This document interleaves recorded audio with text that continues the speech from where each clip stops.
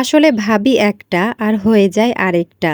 এই কথাটা কেন বলছি জানেন? আমি গতকালকেই ভেবে রেখেছিলাম আজকে একেবারেই সিম্পল কিছু রান্না করে তাড়াতাড়ি রান্নাঘর থেকে বের হয়ে যাব, আর বাড়তি কিছু কাজ আছে সেই কাজগুলো সেরে নেব। এছাড়া বাকি সময়টা আজকে রেস্ট করব। কিন্তু ওই যে আমরা যেটা বলি সব সময় হয় না। মোটামুটি বিকেলের আগ পর্যন্ত ঠিকই ছিল, কিন্তু বিকেলে হঠাৎ মেহমান চলে আসলো, আর এই তো মেহমানদেরকে তাড়াহুড়া করে কিছু নাস্তা বানিয়ে দিলাম। আর নাস্তা বানাতে বানাতেই দেখছি মনির বাবা এক বস্তা মাছ পাঠিয়ে দিয়েছে।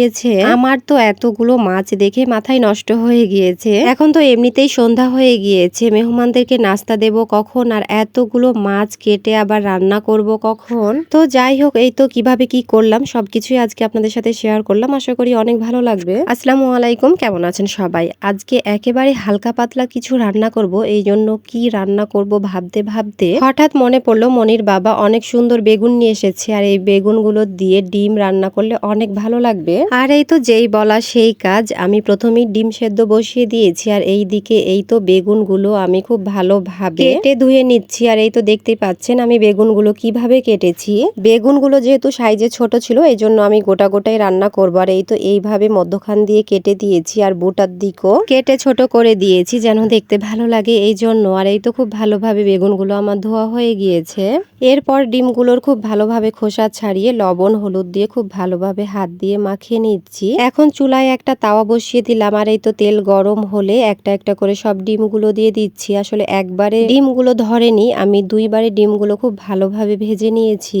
এরপরে এই তো ডিম দিয়ে বেগুন রান্না করার জন্য আমি সব মশলাগুলোকে খুব ভালোভাবে কষিয়ে নিয়েছি। এখন পরিমাণ মতো পানি দিয়ে, পানি গরম হলে পানির মধ্যে সব বেগুনগুলো একটা একটা করে দিয়ে খুব ভালোভাবে একটু নাড়াচাড়া করে ঢাকনা দিয়ে ঢেকে দেব। আর এই তো বেগুনের মধ্যে খুব ভালোভাবে বলক চলে এসেছে। এখন আমি ভেজে রাখা ডিমগুলো একটা একটা করে বেগুনের মধ্যে দিয়ে দিচ্ছি। এই তো সব ডিমগুলো দেওয়া হয়ে গিয়েছে, এখন আমি ঢাকনা দিয়ে ঢেকে দিলাম। আর এই তো খুব মজাদার ডিম দিয়ে বেগুন রান্না হয়ে গিয়েছে। আর এই ডিমগুলো কিন্তু আমার বাসার পালা হাঁস ও মুরগির ডিম ছিল।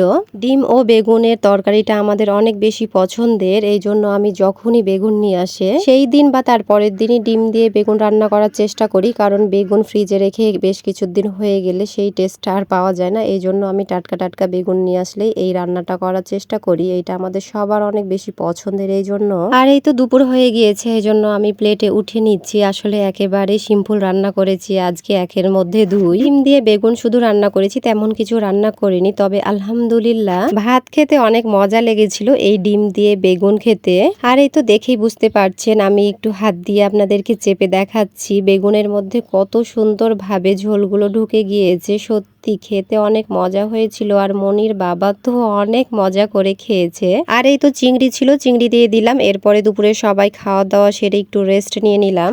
আর আজকে আমাদের পুকুরের মাছ ধরবে, এই জন্য মনির বাবা চলে গিয়েছে। কিন্তু আজকে যেহেতু অনেক বৃষ্টি হয়েছে আর রাস্তা একটু কাদা হয়ে গিয়েছে, এই জন্য আমি আর মাছ ধরা দেখতে গেলাম না, মনির বাবা একাই গিয়েছে।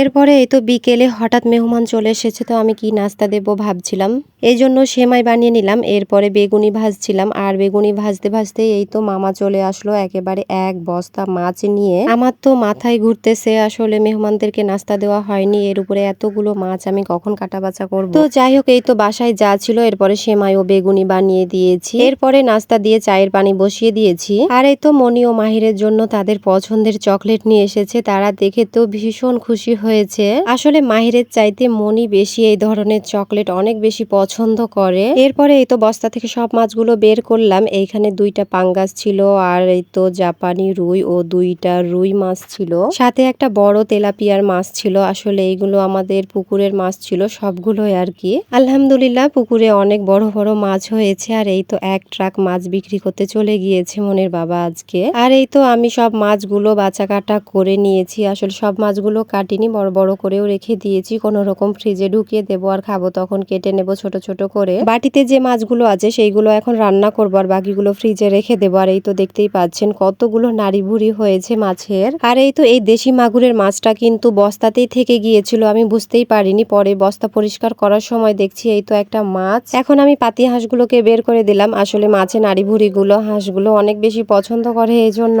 এইদিকে আমি মাছগুলো ফ্রিজে রাখার সময় দেখলাম ডিপে কোনো জায়গায় নেই, এজন্য এই তো কালকে যেগুলো রান্না করব সেইগুলো বের করে বাকিগুলো আমি ফ্রিজে রেখে দিলাম। ডিপ থেকে যেগুলো বের করলাম নর্মাল ফ্রিজে রেখে দেব, কোনো সমস্যা হবে না। আর এই তো এখন আমি মাছগুলোকে খুব ভালোভাবে ধুয়ে নিয়েছি রান্না করব, এই জন্য এখন মাছগুলোকে আমি খুব ভালোভাবে মশলা দিয়ে হাত দিয়ে মাখিয়ে নিচ্ছি। আসলে আমাদের এই হাত দিয়ে মাখিয়ে মাছ রান্নাটাই অনেক বেশি পছন্দের, এই জন্য টাটকা মাছটা আমরা হাত দিয়ে মাখিয়ে রান্না করছি। এরপরে বেগুন ভাজা করব, এই জন্য বেগুনগুলোকে কেটে ধুয়ে খুব ভালোভাবে লবণ হলুদ দিয়ে মাখিয়ে নিলাম। এখন আমি বেগুন ও মাছগুলোকে রেখে আমি গোসল করে নেব। আসলে এতগুলো মাছ কেটে ভালো লাগছিল না, এই জন্য গোসল করার পরে এখন বেগুন ও মাছগুলো রান্না করে নেব। আর এই তো মাছ রান্না হয়ে গিয়েছে, সাথে বেগুন ভাজাও হয়ে গিয়েছে।